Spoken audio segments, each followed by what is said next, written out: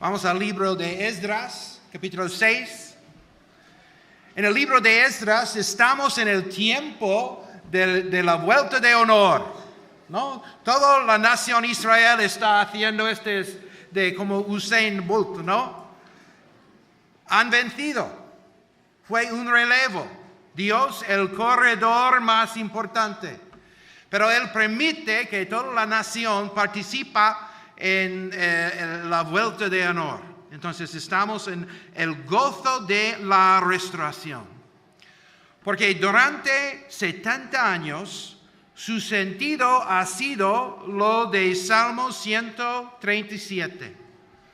Algo de dolor, algo de tristeza. Porque ellos pasaron 70 años en Babilonia, en cautiverio. Pero ahora ellos están haciendo la vuelta de honor. Pero durante los 70 años anterior, el sentido ha sido, junto a los ríos de Babilonia, nos sentábamos y llorábamos, acordándonos del Sión. Sobre los sauces en medio de ella, colgábamos nuestras liras. Los que allí nos habían llevado cautivos nos pedían cantares. Los que nos habían hecho llorar nos pedían alegría diciendo, cantadnos algunos de los cánticos de Sión. ¿Cómo cantaremos las canciones de Jehová en tierra de los extraños? Si me olvido de ti, oh Jerusalén, que mi mano derecha olvide su destreza. Mi lengua se pegue a mi paladar, si no me acuerdo de ti, si no ensalzo a Jerusalén como principal motivo de mi alegría. Durante 70 años, esto fue el sentimiento de la nación Israel en cautiverio en Babilonia. Mi pregunta es, ¿que te sientes lejos de Dios hoy? ¿Que estás en una especie de cautiverio muy lejos de Él? Si estás allí, todos queremos volver al sentido del Salmo 84. Y hoy vamos a ver en la vuelta de honor de la nación Israel, en la terminación de la reconstrucción del templo, ellos pueden volver al sentimiento de Salmo 84. Cuán amables son tus morados, oh Jehová de los ejércitos. Mi alma anhela y aún desea ardientemente los atrios de Jehová. Mi corazón y mi carne canta con gozo al Dios vivo. Bienaventurados los que habitan en tu casa, continuamente te alabarán. Porque mejor es un día en tus atrios que 1000 fuera de ellos. Prefiero estar en el umbral de la casa de mi Dios que habitar en moradas de impiedad. Han vuelto para volver a edificar y volver a estar en la presencia de Dios en su templo. Han vuelto ahí a su vuelta de honor. Porque en Esdras, capítulo 6, el versículo 15, han terminado con la restauración del templo. Han terminado. Dice, esta casa fue terminada el 3er día del mes de Adar, que era el 6º año del reinado del rey Darío. Podemos ver en el gráfico que está en la pantalla que ellos empezaron en 538 antes de Cristo en la vuelta a Israel. Podemos ver esto en la flecha verde, la primera flecha verde. Pero en 536 en la flecha roja, la obra ha sido detenida. Entonces, en este caso, solamente tenía el altar de sacrificios allí. Y después, en la segunda flecha verde en la pantalla, ellos han empezado otra vez de construir el templo. y en la flecha azul han terminado la obra. En 516, 515 han terminado con la obra. Y ahora están participando en su vuelta de honor. Pero el corredor principal es Dios y su fidelidad. Pero Él permite que la nación participe en su vuelta de honor. Entonces, en el versículo 16 podemos ver, hay gozo en la restauración. Ellos celebraron la dedicación de la casa de Dios. En Esdras 6, 16. Los hijos de Israel, los sacerdotes, los levitas y los demás que habían vuelto del cautiverio, celebraron con regocijo la dedicación de esta casa de Dios. Por la primera vez en 70 años en que el pueblo de Dios puede alabar y sacrificar a su Dios. ¿Pero por qué? ¿Por qué estuvieron 70 años en Babilonia? Por su pecado. Dios ha prometido castigo por alejarse de Él en Deuteronomio, los capítulos 27 y 28. La conquista y cautiverio en Babilonia fueron el cumplimiento de esta promesa. La promesa con maldiciones, con la desobediencia y bendiciones con la obediencia. Pero ahora hay restauración y hay gozo en ello. Estamos hablando del Antiguo Testamento. Pero en el Nuevo habla del templo también. Entonces podemos aplicar todos los principios en la restauración del templo a los templos en el Nuevo Testamento.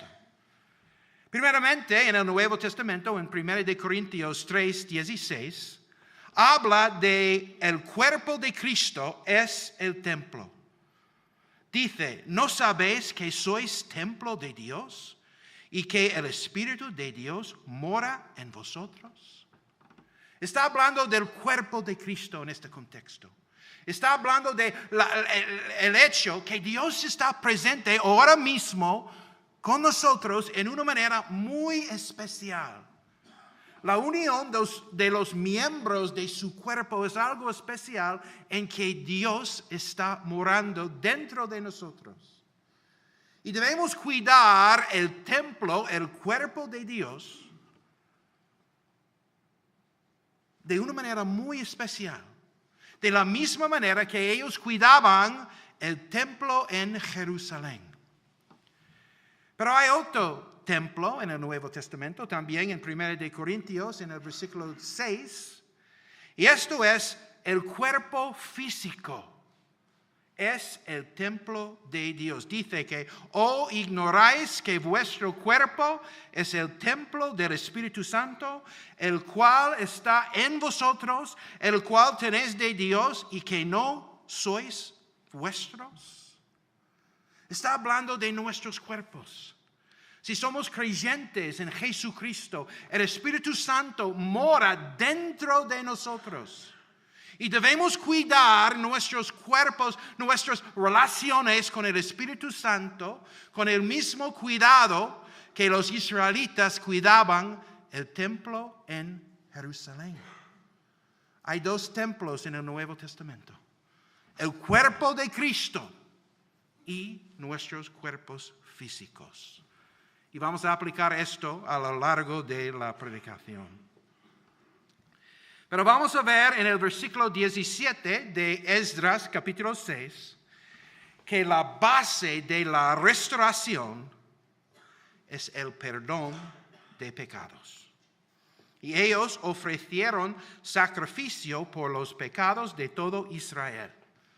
Esdras 6, 16 dice, para la dedicación de esta casa de Dios ofrecieron 100 toros, 200 carneros, 400 corderos y como sacrificios por el pecado de todo Israel, 12 machos cabríos conforme al número de las tribus de Israel. Son sacrificios por el pecado de todo Israel. Debemos reconocer que somos pecadores. Últimamente he tenido la experiencia de hablar con algunos no creyentes. Y ellos, hablando de varias cosas, a veces con sus conflictos, afirmaron una y otra vez que soy buena persona. ¿No? ¿Habéis oído a alguien diciendo esto? Soy buena persona. Pero ellos hablando de su conflicto, y yo podía detectar que no eres tan bueno que piensas. Pero todo el mundo piensa que soy buena persona. Pero pensar así niega verdades bíblicas y también verdades del sentido común. Primeramente vamos a ver las verdades bíblicas sobre nuestro estado delante de Dios. Sin Cristo somos pecadores. El Salmo 51 dice: lávame más y más de mi maldad, límpiame de mi pecado. Soy buena persona. Porque yo reconozco mis rebeliones y mi pecado está siempre delante de mí. Contra ti solo he pecado y he hecho lo malo ante de tus ojos. Seas tú reconocido justo en tu palabra y tenido por puro tu juicio. He aquí, en maldad he nacido y en pecado me concibió mi madre. En la última frase, él no está hablando de la manera de unir sus padres, pero él está hablando de su estado después de la unión de sus padres. Tanto en el Antiguo como en el Nuevo hay la afirmación que somos pecadores. Romanos 3:23. Por cuanto todos pecaron y están destituidos de la gloria de Dios. Soy una buena persona, ¿no? Y el San Pablo en Romanos 7 afirma que a pesar de ser creyente, él sigue siendo pecador. En Romanos 7, los versículos 23 y 24, pero veo otra ley en mis miembros, que se rebela contra la ley de mi mente, que me lleva cautivo a la ley del pecado que está en mis miembros. ¿Y qué dice después? ¿Soy buena persona? No. Miserable de mí. ¿Quién me librará de este cuerpo de muerte? Afirmar que soy buena persona va en contra de lo que dice la Biblia. Es una especie de autoengaño también, porque va en contra de la historia de la humanidad. En el colegio, en el instituto, cuando estamos estudiando la historia de la humanidad, ¿qué estudiamos? Guerra tras guerra tras guerra, corrupción tras corrupción, tras corrupción, opresión tras opresión, tras opresión. Somos pecadores, pecaremos. Y si hay un problema entre yo y otra persona, yo no puedo afirmar que soy buena persona. Tengo que hacer una especie de autoexaminación para ver si la causa del problema es dentro de mí. Si la causa es mi pecaminosidad, no soy buena persona. Pero tanto en el Antiguo Testamento como en el Nuevo, la base de la restauración con Dios es el perdón de pecados. En el Antiguo Testamento ofrecieron animales, pero en el Nuevo el sacrificio es Jesucristo en la cruz. Hay un precio de nuestros pecados. Algo o alguien tiene que morir. La paga del pecado es muerte. Tanto en el Antiguo como en el Nuevo, algo o alguien tiene que morir como paga de nuestros pecados.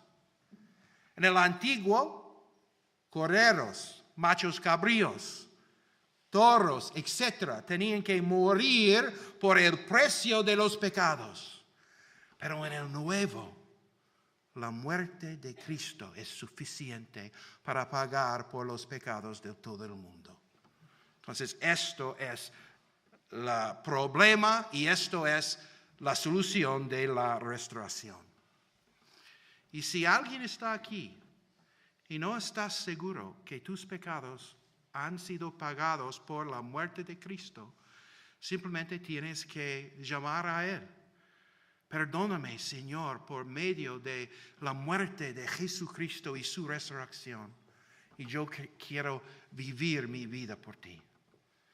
Si quieres saber más de esto, puedes hablar conmigo o unos de los ancianos después del culto.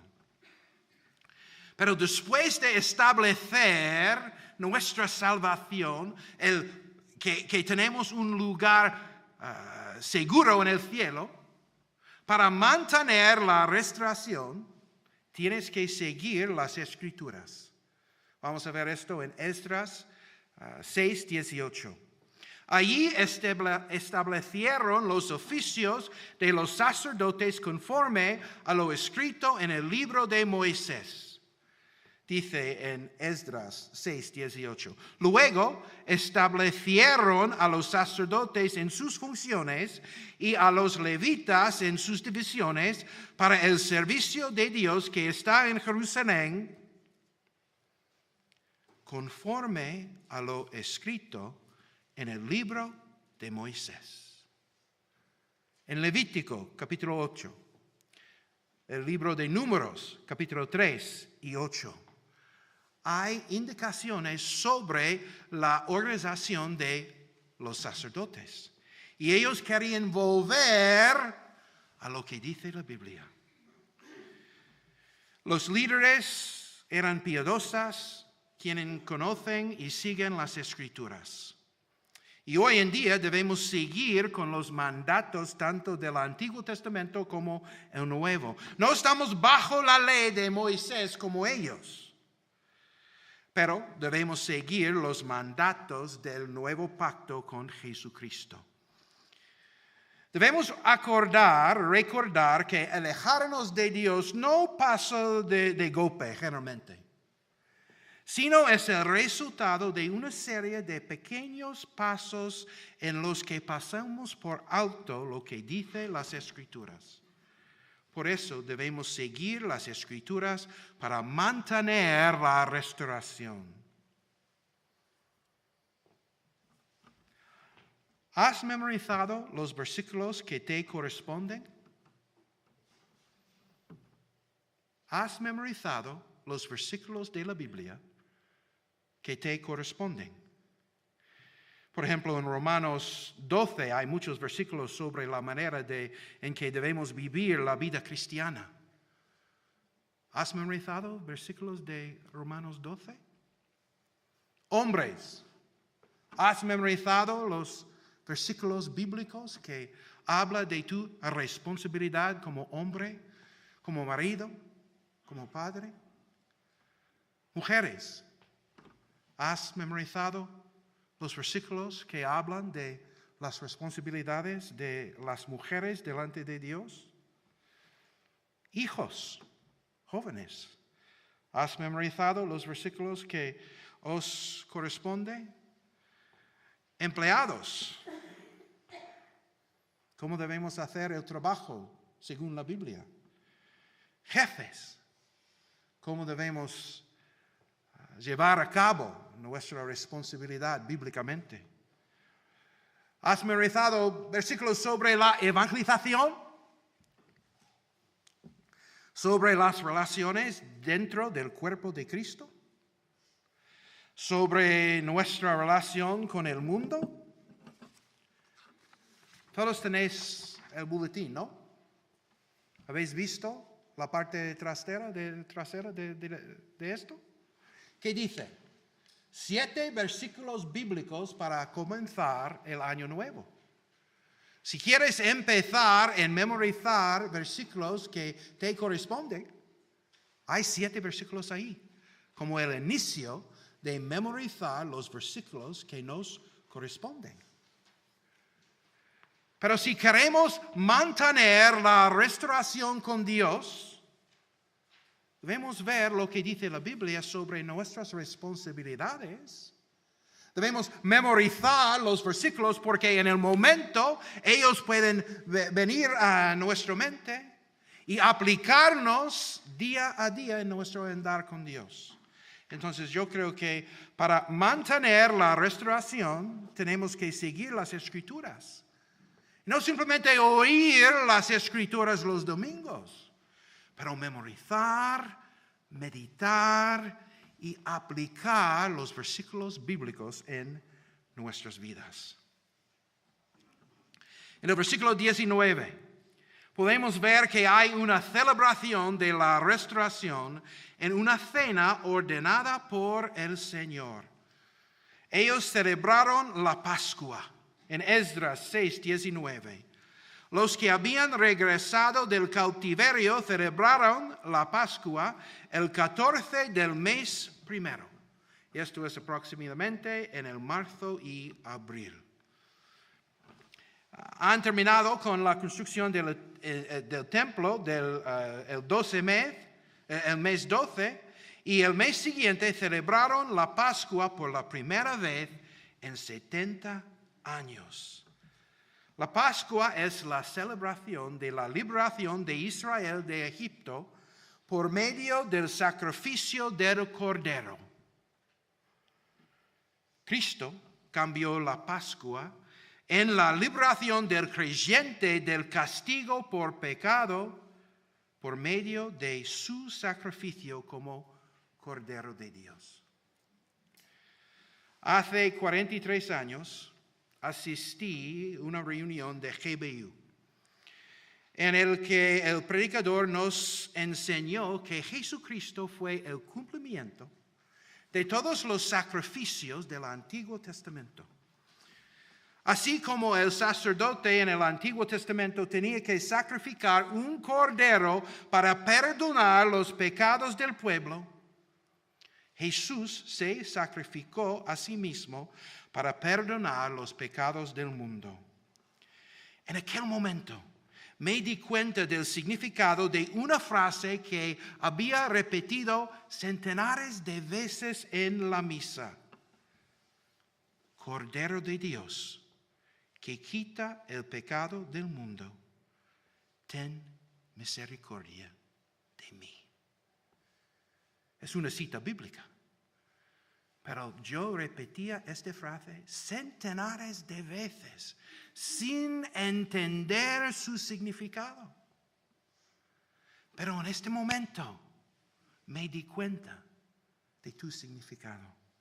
Cordero de Dios, como los corderos en el Antiguo Testamento, diariamente muriendo por los pecados de la gente, que quita el pecado del mundo. Entonces la muerte de Cristo es suficiente para todo el mundo. Ten misericordia de mí. Aplique tu muerte a mi cuenta de pecado para borrarlo y darme la justicia perfecta de Cristo. Esto pasó hace 43 años en mi vida. En este momento me di cuenta que ir al cielo no tenía que ver con buenas obras o lo que hacía yo, pero tenía que ver con la muerte y la resurrección de Cristo. Aquella noche fue cuando puse mi confianza en Él para ser salvo, no en mí mismo o en mi iglesia. Pero dentro de poco vamos a celebrar la verdad de nuestra redención con la mesa del Señor.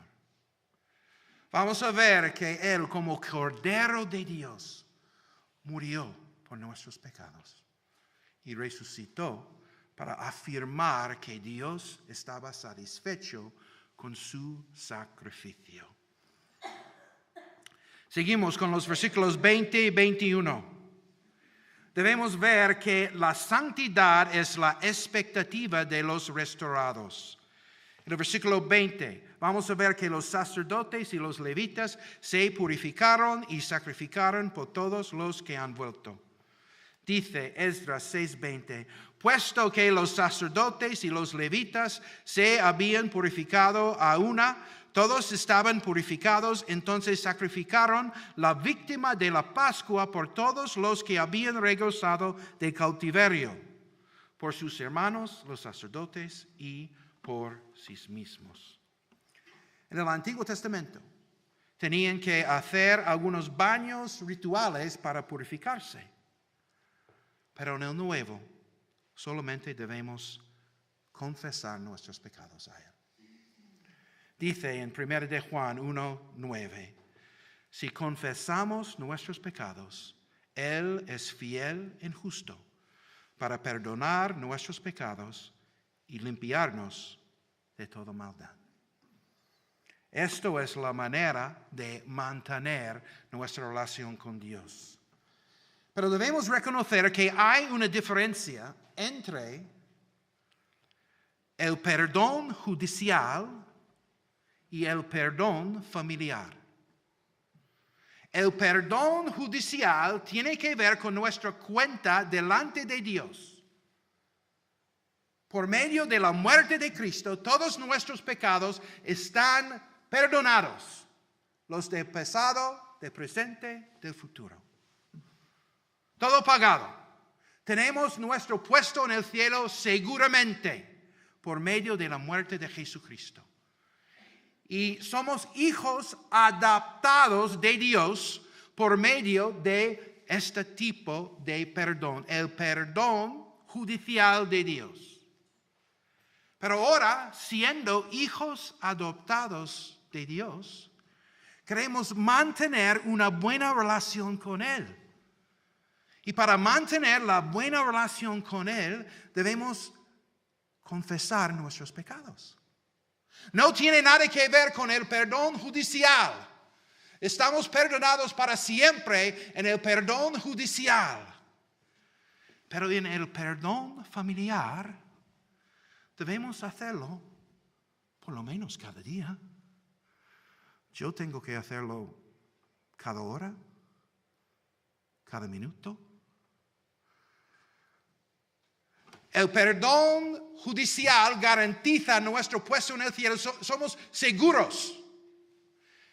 Pero el perdón familiar mantiene una buena relación con Dios cada día, cada hora, cada minuto. Por eso, si no has memorizado 1 de Juan 1:9, puedes hacerlo. Porque en cuanto al perdón familiar, si confesamos nuestros pecados, Él es fiel y justo para perdonar nuestros pecados y limpiarnos de toda maldad. ¿Tienes la costumbre de confesar tus pecados a Dios? ¿O vamos a hacerlo ahora mismo? Vamos a inclinar las cabezas, cerrar los ojos y pedir que el Espíritu Santo nos muestre los pecados que hay problemáticas en nuestras vidas. Vamos a hacerlo por algunos segundos ahora mismo.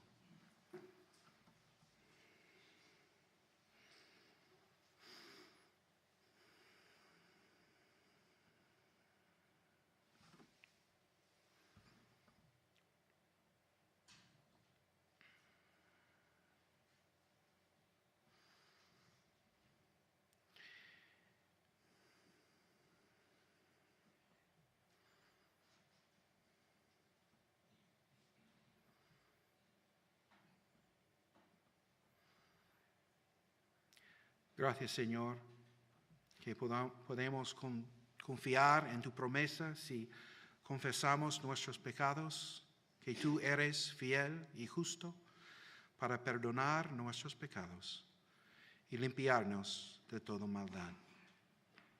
Yo recuerdo hace años, una vez yo pasé un día en pensar en mis pecados. Y yo pensaba que Dios iba a mostrarme 5 o 7 pecados. Pero todavía tengo la lista de 44 pecados que Dios me mostró por medio de esta autoevaluación del Espíritu Santo. No tiene nada que ver con el perdón judicial. Somos seguros por el perdón judicial. Pero para mantener una buena relación con Dios, debemos practicar por lo menos diariamente el perdón familiar por medio de la confesión de nuestros pecados. En el versículo 21 podemos ver que los que se han apartado de la inmundicia de los gentiles comieron la Pascua. Los hijos de Israel que habían vuelto del cautiverio y todos los que se habían adherido a ellos, apartándose de la inmundicia de las naciones de la tierra para buscar a Jehová, Dios de Israel, comieron. Una y otra vez en la Biblia la inmundicia está vinculado con la idolatría. Podemos ver en Jeremías 2, Ezequiel 22 y 36 si quieres.